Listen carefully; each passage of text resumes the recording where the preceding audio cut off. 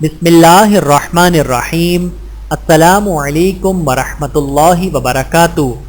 روزگار اور روزی میں تاخیر کی وجہ سے ناجائز ذرائع اختیار نہ کریں۔ حضرت عبداللہ بن مسعود رضی اللہ تعالی عنہ سے روایت ہے کہ رسول اللہ صلی اللہ علیہ وآلہ وسلم نے ارشاد فرمایا، جبرائیل علیہ السلام نے میرے دل میں یہ بات بذریعہ وحی ڈالی ہے کہ کسی شخص کو اس وقت تک موت نہ آئے گی جب تک وہ اپنا رزق پورا نہ کر لے، اس لیے اللہ سے ڈر اور حصول رزق کو اچھا اور حلال طریقہ اختیار کرو۔